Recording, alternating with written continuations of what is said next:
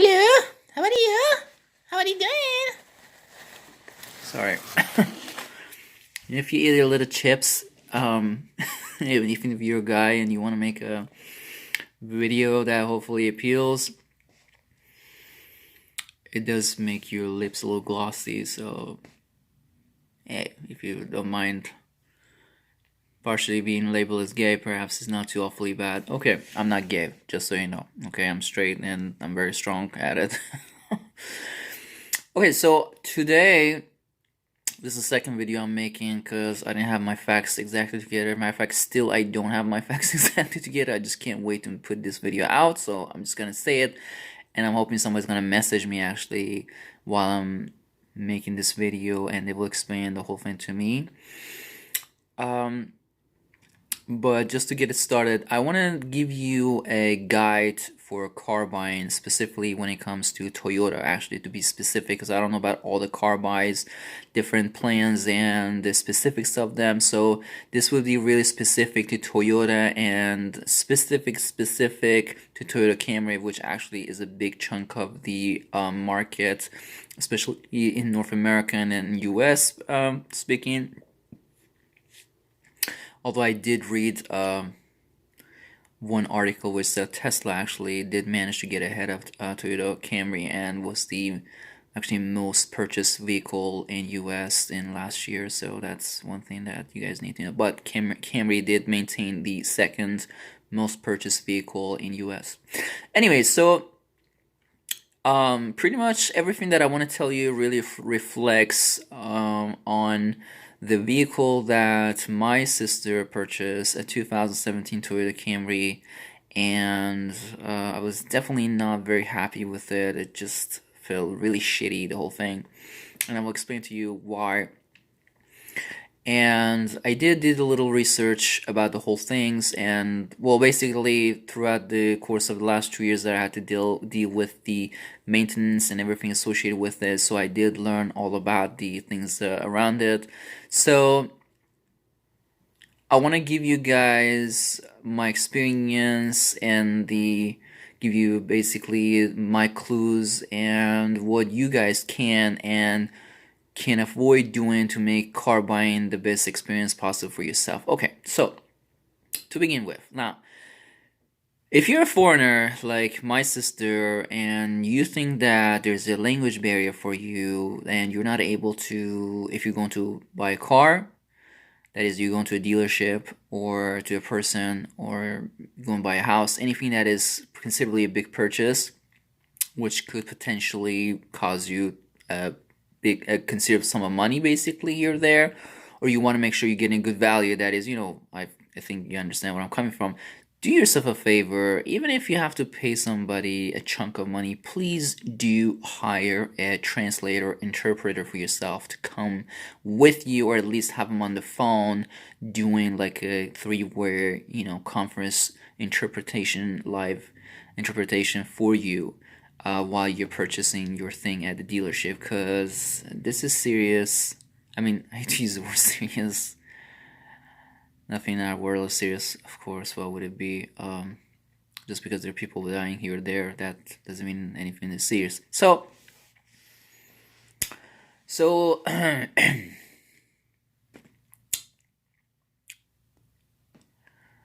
that's a bonus you guys get for seeing my glorious face. Yes, I'm trying to keep it platonic, okay? So, but actually I prefer not platonic. So how do you say that? So let's be practical and focused here. Number one, like I said, so do yourself a favor. If you have to basically have your niece, nephew, who might be even 12, 13 years old, and you think you can take them with you to the dealership, and they're just good at, just merely translating for you, even though they don't have no clue what really is going on here, please do that. Give them $300, $200. I know that maybe a lower fee for, you know what I'm saying, might be $20 max an hour to pay somebody to do that kind of business. Maybe a 3-4 hour car shopping experience might end up being like I don't know, $100. You know what? Do give them tell him, hey, please come to me. Just pay attention for the love of God. I'll give you $300 if this goes well, and do the give him after that. You know what I'm trying to say? Because you're investing really in something that can potentially reduce your, basically makes a much better deal for you. This is one thing. And I say that because my sister didn't do that, and she started blaming me for it, and just she contended and suffice to saying that, I don't speak English right? So I went to the car dealership, and I had no choice. I didn't know what's going on, okay? So that's why I ended up doing that, okay? You son of a evil, okay? Shut up, okay? Don't fuck with me, okay? So this is the kind of thing that I got from my sister, and I just have to really, really, yeah, do my grudging and just try to pound the ground somehow and get rid of it somehow. I'm still dealing with it. It's not pretty. Every time I look at the car buying, basically the itemized thing that she gave it to me. So this is one thing that you can do. Number two, there is this thing called TrueCar program or app that is, which gives you basically within a local market the zip code that you give them and a kind of vehicle that you're intending to purchase. It will give you the price that the local dealership within that market had listed in their databases as, the purchase price for that vehicle in their inventory, basically, and they have it available. And also gives you the specifics, like the VIN number, matter of fact, of that vehicle, the color, the pictures of it, So you get to access the inventory of a few dealerships specific to that car, or any car basically that you want for the most part. It's just that, to be focused, the one that you're interested in, the ones that you're interested. So it gives you the price that you can compare. Now, here's the thing about TrueCar. TrueCar also gives you an analysis of the price that you're getting, and it gives you a sense that really compare to all different factors, the fair prices and the market values and so forth, and the manufacturer, such as the retail prices and all the things that are going on with the car buying industry. Basically, it gives you a sense that whether the prices that are being offered to you are good prices or not, and what is the really realistic price for that new vehicle, or if that's a used vehicle potentially, that is. The other thing is that also, I believe, I'm not sure about this 100%, but I think when it comes to TrueCar, the dealers also offer a little bit conceited, and basically reduce price, negotiated price to TrueCar, that is, basically versus what they advertise at the dealership perhaps. So if you just walk into the dealership, kind of like, if you freakishly buy a ticket online, or if you want to get a hotel rate online versus you call in, for some reason that, well, it does make sense. They're just reducing their overhead. So as that's one reason, online gives them that tool that works for you as well in your favor, and it's for good for them to give you a reduced price for the same thing that if you go to at the counter basically will cost you considerably higher. So this is another thing about it, which I'm not sure, but I believe is also the case in case of TrueCar. So do utilize that definitely before you want to make your mind which dealership you want to visit for purchasing a vehicle. The third thing is that I did speak to, I was doing Uber, and I had one passenger that told me that he'd been in the car, basically sales, as a salesman, basically involved in the dealership business for 17 years or so forth, and he told me that there's these people that are called car brokers. They don't break cars. What they do, they broker a deal with you. They negotiate deal with the dealership to get you the best rate, basically. And he said that they have offices like in New York and so forth, and if you call them, they will be able to negotiate a deal with them based on what their knowledge is, the criteria, the strings that they can pull on them, whatever, and you just pay them like perhaps a fee, a flat fee, or some kind of a agreed commission that they have, whatever that is.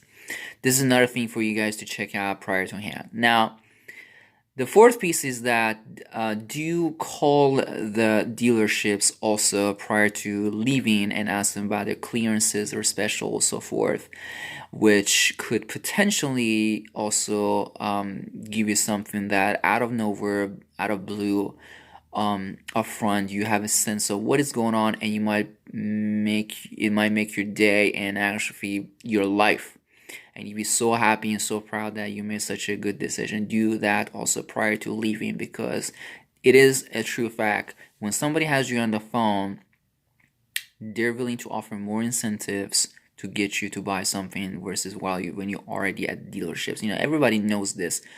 For good or bad, there are not that many people. Yeah, there are people like that, but there are not that many people who once they get to a dealership now, like, oh shit, just like anywhere else, just like if you're just buying, well, what I'm saying is that exhaustion factor there. That's what I'm trying to point out to. There are not that many people that go to some store and they're like, oh, okay, well, this guy's now price is like, I don't know, like 20, 20%, 30%, or higher than the one that I saw the other store. I didn't know about it, or their prices changed.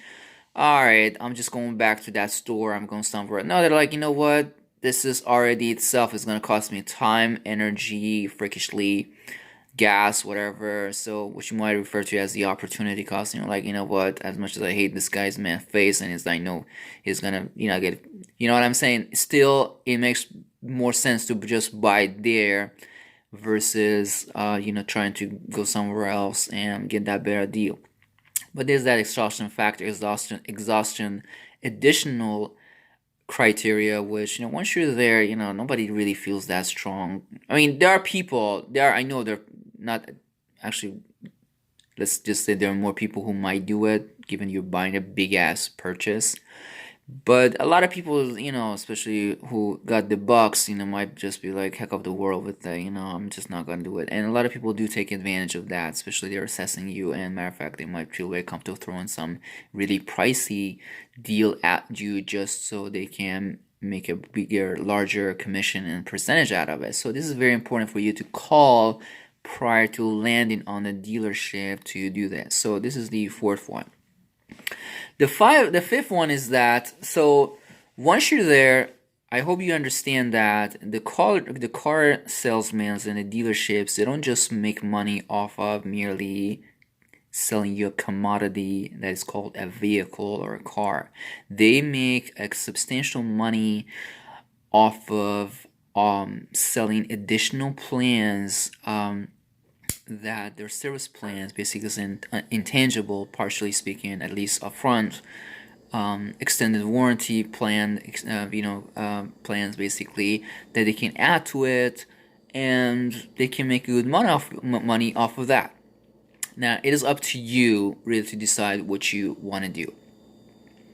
Before I want to get to this fifth and the last final part, let's just roll back a little bit and tell you about the personal experience that we had. Well, really, my sister had, because I didn't go with her. I was in Florida, she was in Virginia. Excuse me, actually, matter of fact, I was in Pennsylvania at the time. But,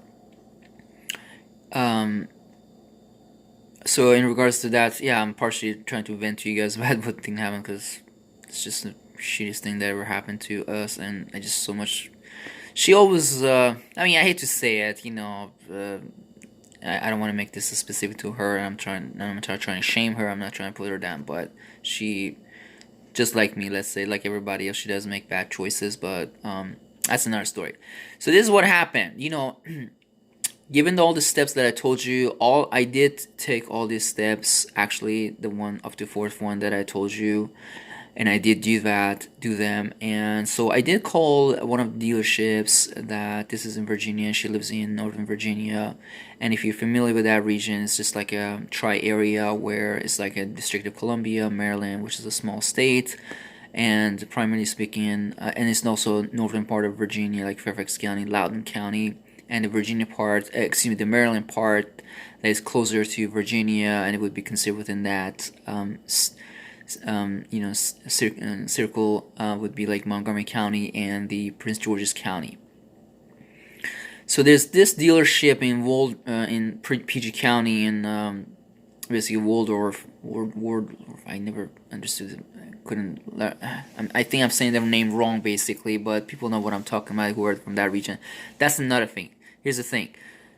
I called them and I was just basically asking about this whole thing and to explain to them, when I had on the phone basically about what I'm looking for a Camry and stuff like that. And I told them about what price options they have, what clearance they have, what's going on.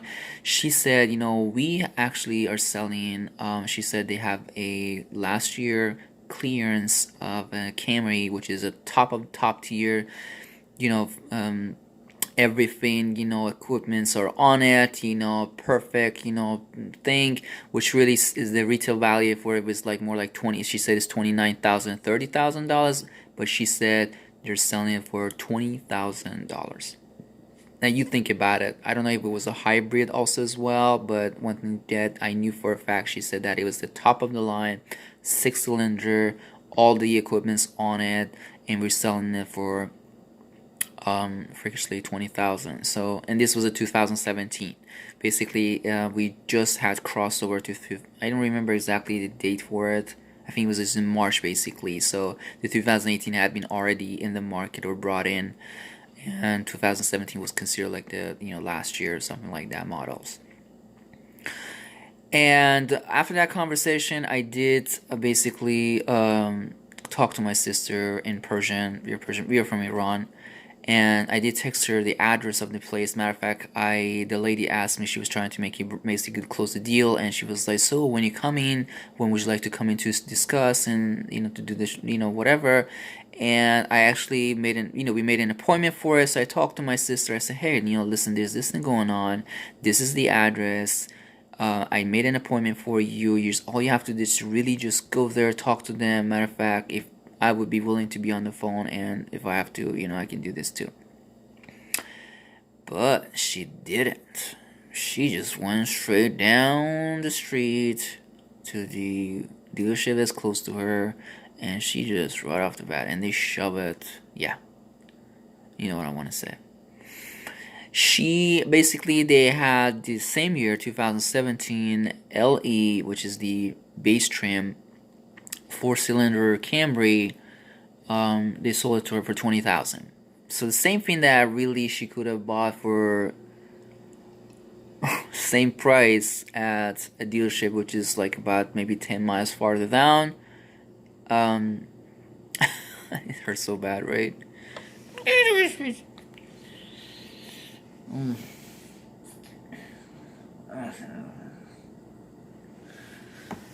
Sorry, I need a little break. Okay, so still trying to get over that. So yeah, and how you say that? So this was a thing, and this is not where it ends.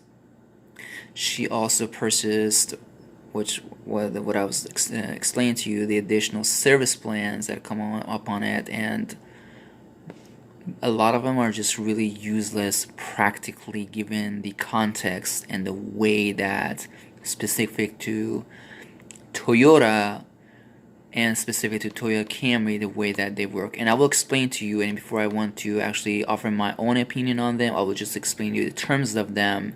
So, matter of fact, you can be the judge for yourself if that's really what you want to do. Matter of fact, you might find it be like, you know what? That works for me. I don't know what is your problem, but I think that's a wonderful offer, and I'm willing to pay for it. Now, remember that I hope you're considering this one thing before you want to sign up for any of these things, that if you're financing a car, you're not just paying for the price that literally is written down on the sales purchase agreement on the car. You're also paying for a massive amount of interest compounded on top of that, which given the spread of the term of the loan, you're also paying back. So you're not just paying that, you're also paying a lot of interest here, which pulls the sticker price for that additional warranty, extended warranty, service plan, or specific parts coverage, whatever that is, a lot of a bigger price tag, basically pushes it up. So what are these specific to Toyota and the ones that we went through? I will explain them to you, what they are, and you can judge for yourself what it might be. Okay, so Toyota by default comes with a 25,000 year or 2-year warranty, whichever comes first, which gives you these coverages. It gives you like the mechanical breakdown in excess of the normal tear and wear, what is considered normal tear and wear, and will cover any damage or mechanical breakdown of the car. There's also additional piece that you get roadside assistance, such as if you run out of fuel, basically you need tire change, stuff like that. Perhaps appeals a bit more to women, ladies perhaps. So you get tire change, freakishly, jump cable for battery, door unlocking, fuel delivery, stuff like that, for up to basically 2 years, regardless of the mileage. So you understand what I'm saying, right? So this, the roadside assistance could go up to 2 years, matter of fact, regardless of how much miles during up to that 2 years the vehicle you put on the car. So this is what it comes. Primarily speaking, this is really the extent the original manufacturer's default warranty that is Toyota comes with on their vehicle. Now Toyota does offer extended Toyota care or plan, basically, which is pretty much the same thing as the original warranty. It's just that in terms of the time period thereafter, after the original warranty expires, you can, you will have the same coverage extended over up to 6 years, matter of fact. Now, here's the ones that we sign up for, and I will explain to you. There are two pieces of them. So, the first one is the Toyota Auto Care, and the second one, in addition, on top of it, is called Toyota Extra Care. I hope I'm giving you right figures, because I did talk to the lady a couple times about these figures, and they threw some numbers at me. The person that was supposed to message me, give you the specifics, hasn't texted me back about this, so I'm just gonna throw M, and I hope they're right. If they're not, if you see this video and you know about them, please, go ahead and specify the specifics. Today's Sunday. I could have called them just to get the specifics, but I didn't. So, but I think if I'm not wrong, here's what it is. So beyond the 25,000, you could also get two types of coverage. The first one is the Toyota's Auto Care, which is an addition and extension of the warranty, which gives you up to 40,000 or 45,000, basically, or 3 years warranty extended, whichever comes first, and you will get to enjoy the same exact things, as the original warranty, up to 3 years or 45,000. There's also the Toyota Extra Care, which once that threshold expires and beyond that 40 or 45,000 miles, it will extend. You can also extend it up to 65,000. Enjoy the same benefits as the original manufacturer's warranty. And 65,000, I believe, is 4 or 5 years. And so yeah, this is what it is. You also get there are also additional 3 other things that I'm aware of that you can add to your vehicle if that's what you want as far as the service plans goes. One is the insurance gap. This is the third piece. The fourth piece would be the tire and tire protection, basically. And the third piece would be the key protection, basically. So what are these? As I was explained to you, and these 3 ones I think I know exactly what I'm talking about here. The insurance gap, time gap, basically, here's the two pieces that it offers. As the name says, basically, um, if in case you have a gap between your policies, basically it does offer some kind of technical liability while these things are in progress. So your car is kind of protected in case you don't actually have a coverage. Let's get I don't know, for whatever reason you have a gap in your coverage. Let's just say that. The other piece that also this the time gap basically offers, insurance time gap offers, is that if your vehicle is totaled, that is like this the what I'm trying to say, this absolute total impact on a vehicle that basically just totally outdoes your car and devastates it, and there's no usage, matter of fact, and there's no salvage basically for the vehicle, which basically covers the entire ruins your entire investment. This piece will cover the original value of the car. This is a good thing. I think this is something that you definitely is worth paying for, and is like about $600 in my opinion, because I'm speaking for myself. I forget things a lot. I'm still, you can call me a teenager, even though I'm 34. Not to speak of my sister, who she just finds it easier just to blame everything on me and say, oh, you didn't tell me, so I didn't know about it. You were supposed to know, so it's your fault. You know what I mean? So I'm not sure how much you can judge me here. And this is technically her vehicle. And that's another thing. This is one thing that I want to say. Like, if you have the same kind of situation as me and my sister basically do, or my sister and I, better said, do consider that there are other people around you. This basically, if you're doing something that affects you negatively, you're not the only one involved here. There are also other people that also will feel bad, and they also feel, perhaps frustrated here, and they'll also maybe not financial, or they're not responsible here technically, but they also feel bad, and they feel involved, and it will hurt too much. You're not the only one basically who's gonna get ripped off here and feel shitty about it. There are other people with that, so do consider all these factors also as well, and especially if you have somebody that really cares in here. So to me, it's not a bad thing. And the man that explained to me, he said that let's say that this actually happens and you are involved in some massive, let's say somebody, not you, is involved in that thing. The insurance, that is, if you matter of fact you actually have insurance active policy on your car, the insurance will only compensate the bank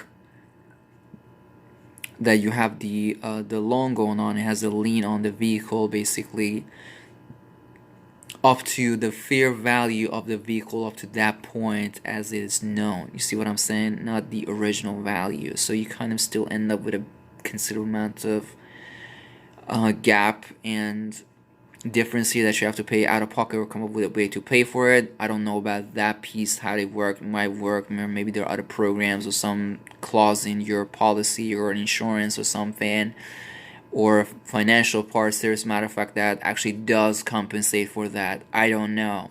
Matter of fact, there should be something that makes technically what I'm aside from the insurance gap part that really is associated primarily is the benefit of it, might not make sense. I don't know. But this is the way that he was explained to me. There's also the how do you say that, the tire protection. So let's say you get a nail in your car, something happens basically to the tire, so forth. Supposedly this piece will cover that, but technically there's no such a thing. Well, there is, given the certain criteria. There's criteria are met, that is, the vehicle and I will explain. Okay, so let's explain the whole thing, the way this happened. So actually, I had this thing, back in about last year, basically. This is 2018. Right now, we're in December 2018, and we bought this vehicle last year in March, basically, 2017, and so I did within after like about 4 or 5 months, I did have a nail in my tire, and the I went to the dealership, and even though it was not like synced in their system, and yeah, that's another beauty of it. So the dealerships, unfortunately, they don't see in their system these extended warranties that you have originally purchased, basically, and you have to really get them to call Toyota. I have to call them, and they can verify this, and somehow they will get the notion of that, and you don't have to pay for it. That's another story to talk about, but speaking of the value that you have here, you do also have to have this whole haggling thing there, where you have to at some point might be incriminated for, as you're lying perhaps about this thing that you're mentioning as your extent of protection or tire protection and stuff like that, and you really have to get them to call them or vice versa to get it clarified. So I had this nail, and I went them, and at the end, then they came, gave me a bill, and I explained to them that, oh, by the way, I have a tire protection on the thing, and they're like, oh, we don't see it in the system. And it's like, okay, well, I don't know how you want to do it, basically, but could you check it out and verify it? So it got verified, and I didn't have to pay anything. It was like 230 something, all comes down to, and they paid for the whole thing. But here's the thing. There's two pieces of puzzle. There's two criteria that should be met for you to be able to just like that get another tire replacement. Number one, the warranty, the 25,000 mile warranty should be in place, and the threading quality of the tire should be up to a certain point. There's a number for it. Like I think you remember this second time that I went to the dealership and I had a nail in my pocket, my tire. This is what I was told, basically. He said something like number 136, I believe, thread, something like that. There's a measure for it, basically, that by that, basically they get to, what's the word for it?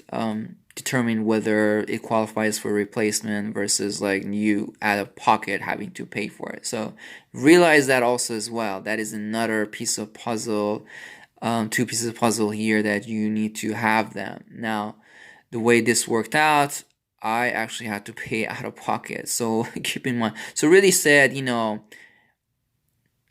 unless you really think you're a bad luck person, and in the first year of the car where you only put like 12,000 or up to 25,000 miles, you think that something's gonna happen to all your tires or something, and you're like, okay, you know what?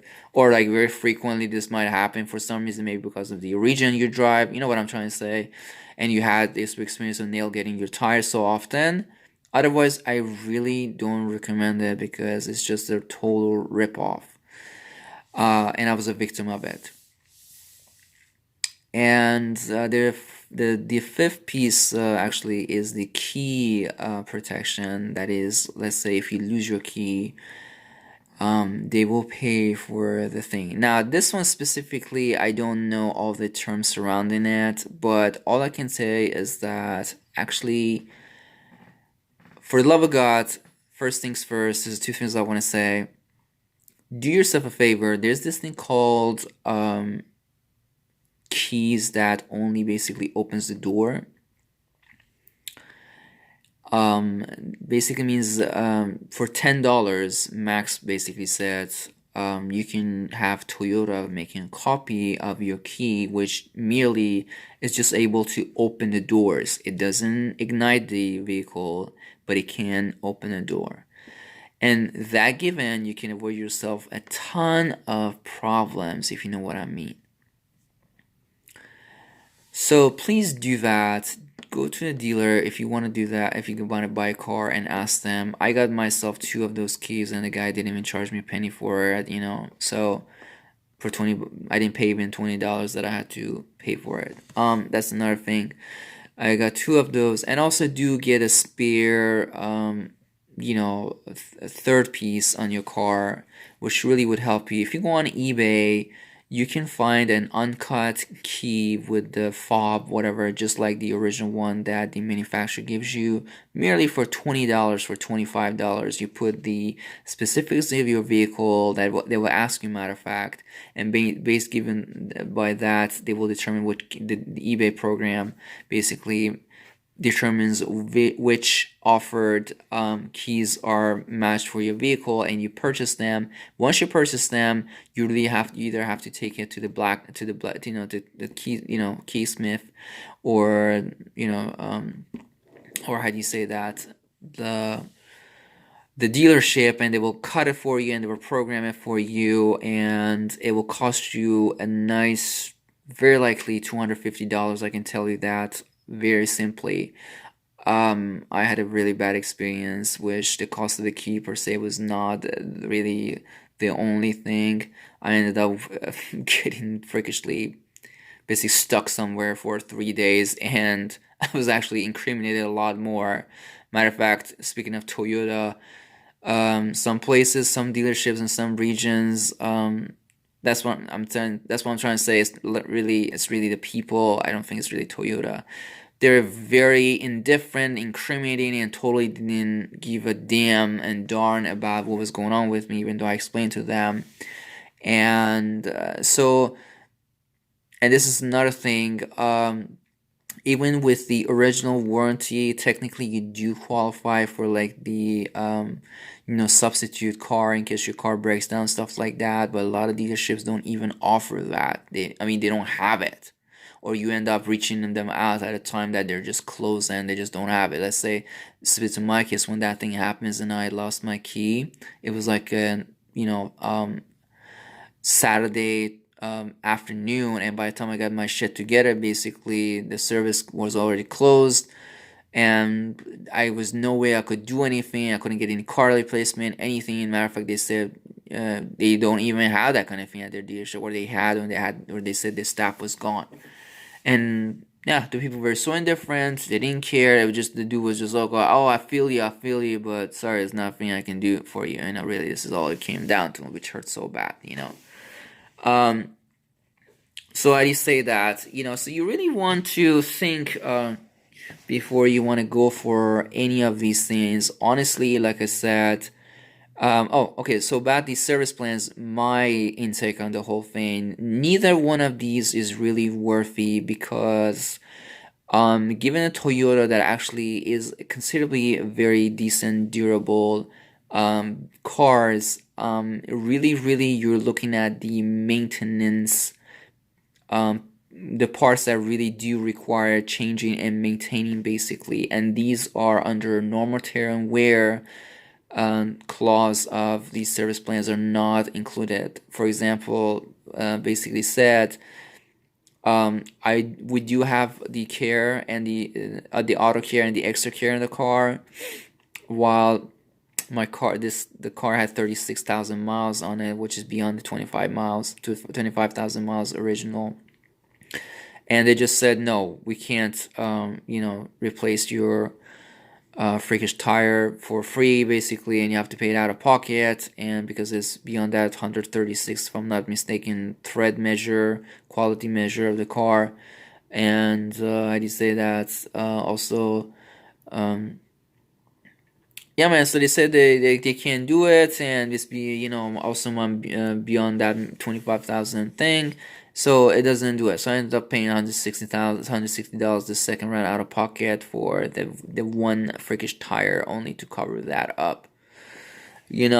How do you say that? So these are the facts surrounding it. You have to understand these extended plans do not count the normal tear and wear of the vehicle. And they're very quick to simply, based on experience or whatever that is, to merely just refuse you doing the work for you unless you're paying them a considerable amount of money. That is what they're asking for. So this is another piece of the puzzle. So neither one of these really is a value here. You're not losing anything. You're not gaining anything here by signing up for these things. I do highly think that just keep the things they are. Just one thing that I found that really worth your attention was this insurance gap, freakish, profit, or language to just go with it. How do you say that? Beyond that, you can tell I'm really tired. It's really none of these things worth it. We paid like $3,042 for one of these things for the auto care, and 3,800 something for the second round, basically, and we ended up not even being in Iran. Excuse me, to be outside Europe. I know what I'm saying is that we were not even inside US at the time that this happened, and I needed it, and they were like, well, we can't even do that for you, anyways. So the tire I had to pay out of pocket. The man also told me about the battery, that the car needs to be replaced, and he said that it's useless to car the auto care because I'm not gonna cover it. Which was been shocking for me, but that's what she said. The lady told me, and I think she's very rightful about making this statement because I've seen a lot of dirt and a lot of possibilities, which make you think, wow, wow, wow, what are they talking about? So these are the things that you can think of. Like I said, neither one of these premium service policies are worth it, except from that feudal Nazi class, which don't ask why I'm promoting. I'm not trying to promote that. What I'm trying to do is really to create an understanding of each other's perspective, which could help us in the long run have a better, safer environment. These very roads are the ones that are separating us and putting us at odds against each other. So please consider all these things. Alrighty, as you can tell, I'm about to freakishly just pass out. So I did say what I have to say. It's up to you what you want to do, but please do look and pay attention. Take care. Bye.